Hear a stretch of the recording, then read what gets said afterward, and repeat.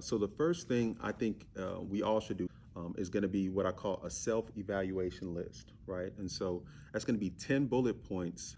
The first 5 things you want to write down on your list is going to be the reasons why you have not decided to work out. I have chosen not to work out because I've been too busy. I've chosen not to work out because I'm not motivated. I'm in a place where I just can't find the motivation. After those 5 that you've listed, you want to list another 5 of reasons why you will be committed to going.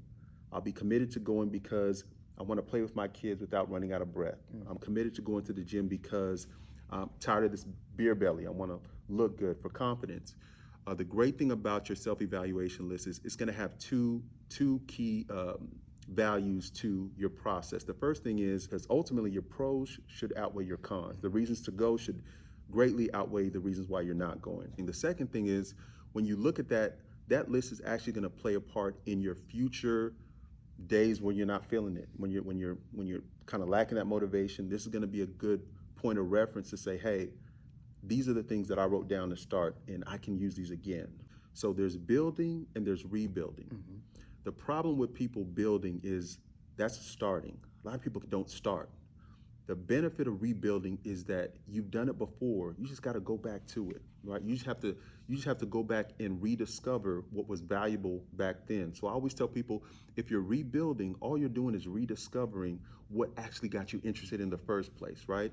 And so go back, think, okay, what actually initiated my enjoyment of that, And so find out your what and find out your how, find out your why, find out those things in the beginning that really got you interested. And so the benefit of reapplying yourself is sometimes that time in between, you mature and your perspective is better. And also your body's probably healed in areas that maybe it wasn't healed before. So reapplying actually can give you an opportunity to do those same squats again, but now you don't have the pain. Possibly continue this as a lifestyle now because the timing just wasn't right. That was the only real obstacle. It wasn't that you couldn't do it. Rediscover the value and then reapply, put yourself back in that environment. When I was 21, I had always known what naps were. Naps were something that I had, familiarity with. But at, the naps that I have at 40 with a wife and a 2-year-old are exponentially greater in value than they were at 21 when I was a bachelor. And so being able to rediscover the routine of naps at this age, I would never know at 21 it would be this valuable because I had to reapply myself. So I got 4 tactics, and you guys want to write this down. The first one is you got to have a why. You got to have a why. A why is just a purpose for why you're doing what you're doing. Accountability. You can have an accountability partner. You can hire on a professional like myself, a coach or a personal trainer, but you can also just go through your contact list through your phone, find you a reliable friend. So you got your why, you got your accountability partner. The third thing is visuals. Visuals are something that, because we're all different types of learners, visuals help those people who just need to kind of be in front of things on a constant basis for them to really absorb the purpose. The show itself was it was depicting it was a successful TV host who moved to Atlanta, and she actually was balancing her business, being a successful like a TV host, family, and relationships.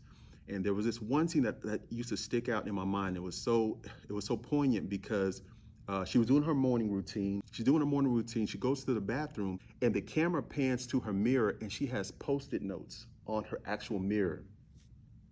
Bright, colorful Post-it notes, orange, yellow, light neon green, and they had messages on it. And I just thought it was a great illustration to just remind us that in the morning when your brain is the most receptive, if you don't have those positive things in front of you, like we have to assume that she's successful in what she's doing, but you also know that if she's doing something like that, that if you aren't doing it, you're likely behind the 8 ball. You're likely not giving yourself a great opportunity to be successful. And so I just thought it was a great depiction of visuals and just knowing in the morning, especially when your mind is most receptive to, the energy that you give it.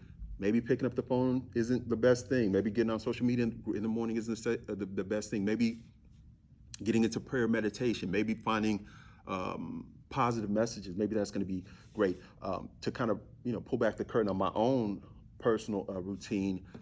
So I have an office, and in my business office room, I have a whiteboard. My whiteboard has an affirmation. I read it twice a day. The affirmation attains my financial goal.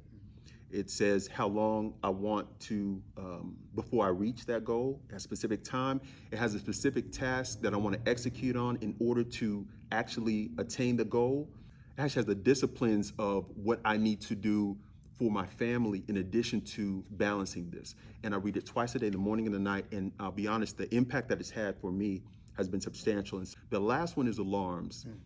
Alarms, notifications. Sometimes people go into a health journey and they don't organize the rest of their life around it, and then they get overwhelmed and they just quit. But when you plan and you have those alarms and notifications, it better helps to keep everything in balance, and you're more likely to continue.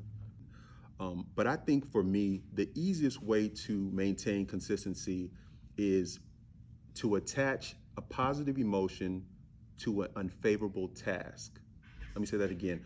Attach a positive emotion to an unfavorable task, right? And so I love music. I'm a advocate of 90s R&B, 2000 R&B. And one of the things that I do to treat myself is I create, playlists for myself. And so I have playlists specific for the gym. And so what I would tell anyone to do that's in my position that enjoys music is create a playlist specific to the gym, something that you can only listen to while you're either in the gym, on the way to the gym, or leaving the gym. If you like to shop, if you like, styling yourself, get a few things on sale, apparel, some workout gear. New workout gear is a great way to improve your mind state, get your energy. But if anyone knows about CrossFit, you're talking about burpees, box jumping. I mean, the gamut of kettlebells, ball slams, you're talking about just like a whole gamut of things. But you have like 70, 80-year-old people doing it. You know why? Because of community. People love community. Community helps people feel loved, feel connected to something. And so I would encourage you, if you're struggling at all with consistency, that community is just a great opportunity to kind of motivate you, because now someone's depending on you. Sometimes really good people sometimes will get out of bed at the crack of dawn because they want to help someone's in need, because they just have a heart for people. And so if you have community, people are dependent on you, man, you'll be surprised. It'll get some people out of the bed and be like, I don't want to go, but man, I know Tom's gonna be, or man, I know Betty. I told Betty, hey, I'll see you next week. I gotta be there. Community is big, and if you are struggling with community, go on Facebook. Running groups, there's fitness groups, there's all type of groups now. So you'll always find an opportunity for community. But I say community is a great thing that you can look into to create obstacles for success. Put things in the way that will create a funnel of success. One of my clients, I train primarily business professionals. One of the things business professionals run into is black tie events and weddings, things in general that just come up where they're nervous that they're gonna get off our meal plan, they're gonna get off track. And so I always tell them to create an obstacle that'll grant you the success. One of the big things is gonna be your eating, right? So you know what you do before you go to that black tie event?